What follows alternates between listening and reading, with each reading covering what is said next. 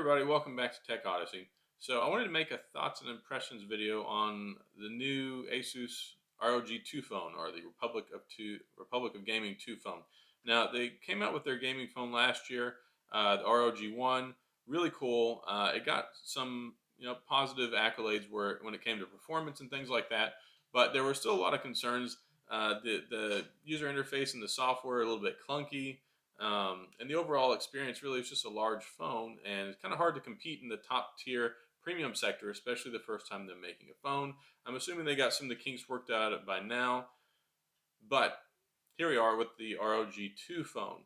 Now, yeah, the biggest overarching concern I have these days is, do we need a gaming phone? What really is there that a gaming phone brings to the table that other flagships don't? It's running the same Snapdragon 855 processor. Other phones have 8, 10, 12 gigabytes of RAM. The best thing coming out of this phone is this 6,000 milliamp battery. Plus, it's got quick charge 4, 30 watts, power recharging, so it'll get you back up in a hurry. And according to some metrics that I saw, um, ASUS is saying that it will run PUBG on the 60 hertz for up to 7 hours, which is just phenomenal. Really, it is. And I think that's one of the greatest things that these gaming phones bring to the table. Not only is the performance, because it does have a Snapdragon 855, which is in the LG G8, it's in the OnePlus 7 Pro, it's in the Samsung Galaxy S10 and 10 Plus, it's going to be in the Note, all the other phones this year. It's the flagship system on a chip Qualcomm processor. 7 nanometer technology, super cool, doing lots of great things, and it's overclocked to 2.96 gigahertz versus the standard 2.84 gigahertz on the S10 Plus. So they've squeaked pretty much every possible ounce of power and speed out of this to give you a maximum performance. But then you have the whole thing with what games can really handle that? What really needs that level of power when you're getting 90% of that power in other phones already? So like the Razer phone, the Razer Phone 2 that you can pick up for $399 right now through Razer. They had it the same thing for Amazon Prime Day. It'll still run PUBG maxed out, and it's got 120 hertz refresh rate. So I don't really understand what the draw is other than just hardcore gamers, which is a very niche market. And then you're giving up some other things. From what I can tell, it doesn't have wireless charging. I don't believe it has an IP water and dust resistance rating. So you're going to lose those things on there. But you do get 120 hertz refresh rate. Natively, it's at 60 hertz. So the user interface is going to be 60 hertz from what I read, but you can get it up to 120 hertz on an app-by-app basis, which is what, of course, you would want. But it has a 1 millisecond response time OLED panel, which is really nice because they're great. They're perfect for gaming. They're good for battery life and all that good stuff. So I think there are lots of pros and cons. It's going to be running Android 9.0. It's got Gorilla Glass 6 on the front and the back. It's got, I guess there's going to be two different variants. There's 256 gigabytes or 512 gigabytes of internal storage. There's not going to be an SD card expandable storage slot. I'm curious to see how the camera works out this time around, because it has a 48 megapixel camera, phase detection, autofocus. It's got a 13 megapixel ultra wide camera on it, and then it has a 24 megapixel front-facing selfie camera. So it has some really cool stuff. Under the screen fingerprint sensor, 24-bit audio, speaker sound, stereo speaker sound, DTS for headphones, and it's even got HDR10 support. Another curious thing to me is they're going with the 1080p resolution, so a full HD plus. It's not going to have quad HD plus, which when you're talking about a 6.6 inch screen, 6.59 inches, so 6.6 inches, round up.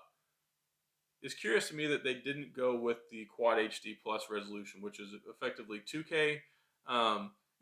There were some concerns about that with older phones that they're like, oh, it's only 1080p. Well, your eyes can't even detect a difference between 1080p and quad HD plus until you get over a 5.3 inch screen. But we're talking about a 6.6 inch screen here.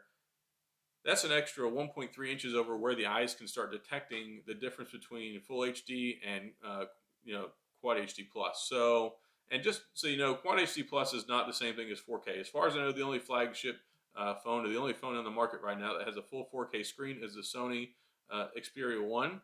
It touts the first 4K screen. Okay, sure. Everyone else is running quad HD plus, and you can usually scale it down if you want to save your battery life. So like the OnePlus, the Samsungs, you can tone it down, and you can use it at 1080p or 1080p plus, full HD plus, whatever you want to call it, so you can save on your battery. And I understand they want to save on the battery to prolong the gaming life of this thing, and plus that 1 millisecond response time is just phenomenal. That's something that most computer people usually fixate on, because you have your refresh rate, then you have your response time. So I can't remember exactly what the difference is between that, but that's how you're going to get the least lag in between your display and the screen versus just the refresh rate, so that you can get that super fast gameplay, uh, which is important whenever whenever split seconds matter and you're playing a game like PUBG or playing like Fortnite and things like that. So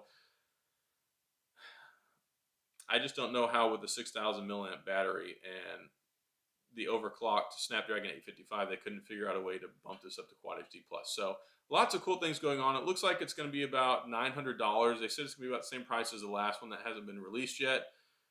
Overall, I think the problem that killed it last year was a $900 something phone, and the only two phones that really commanded that price last year were the Note 9, and also, which was $929, I believe, and then the iPhone 10 or 10s Max, which were $999 and $1099 respectively. I think there might be a little bit more of a market now that we're, slowly getting used to these really, really expensive phone prices, because whenever you're talking about getting a phone for $1,000 or $1,100, $1,200, and those are some of the base model prices, not this, but other flagship phones. So looking at the new Note 10 alleged pricing, the Note 10 Plus or Pro or whatever they're going to call it, is going to be $1,149. After tax here in Texas, that's like $1,250, which is a crazy amount of money. So if they can get this at $900, give you the 120 hertz refresh rate, give you the 6.6-inch screen, give you the overclocked Snapdragon, 12 gigabytes of RAM, and plus they have all the different gaming peripherals. They've got the cooler that you can attach onto the back of it, which will help keep it cooler. I don't know how much heat this thing's going to put out, but I'd keep your hands away from the middle of the phone. On the back, that's where the cooler is supposed to go. The controllers that go on the side. So there's a lot of neat aspects to it. I won't be picking one up. I do think that it's novel, though. I think that some people, especially if there was no such thing as mobile Fortnite and mobile PUBG, this phone would have no place in the world whatsoever. It's like, why would you buy it? Especially whenever you, like I said, you talk about like the OnePlus, anything running a Snapdragon 855 or even an 845 arguably can max out PUBG and Fortnite on the max settings with a max refresh rate and all that good stuff. So it really leaves that question out there as to where does this fit. But there's some people who love gaming things. They love the ASUS Republic Gaming stuff. I have an ASUS laptop, Republic Gaming. They make the best stuff, by and large across the board when it comes to gaming stuff. I mean, ASUS knows what they're doing. And, they've had a lot of success lately with some of their flagship caliber phones, especially the Zenfone 5 and 6. So looking at this now, with the Republic of Gaming Phone 2, I think there's a market for it. There are people that want this. I mean, if they didn't do their marketing research and see how well the other one was received and what they wanted to accomplish with it, there wouldn't be another one, because simply they wouldn't make any money. But yeah, I was curious. I think what the problem is not the market for the phones. It's the games to take advantage of it, because there's just not a whole lot of stuff out there that can take advantage of the power that this thing puts out. So I think we'll kind of wait and see how that goes, and if there's a better market for gaming, more intensive gaming. People want to game on the go. We're professionals. People go out and we work, but then some people want to play things on the go. You want to play when you have a break at the office, whenever you're away from home, especially when you get some of these cross-platform things. So you can use like your PUBG or your Fortnite account on your phone and on like your computer or on your gaming system. So that's a really versatile thing now with these interconnected games and apps that allow cross-platform play. So I think that's going to be the biggest driver for the market in video games moving forward, especially in the mobile world, now that the power is higher than what we have in the capability for the games and what they're putting out. So we'll see. Genuinely curious about it. We'll see what happens. But those are my thoughts.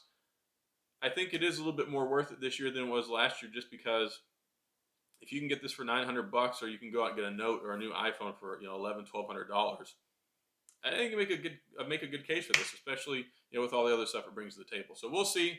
Those are my thoughts on the ASUS Republic Gaming 2 phone. So let's see how it goes. So that's all I got. If you have any questions or comments, you want to talk about any of this stuff, I always love to talk about new cool tech stuff. So sound off in the comments, and I'll go back and forth with you or over on the Twitter. And thanks for tuning in, guys. Hopefully you enjoyed this, and I'll see you guys next time.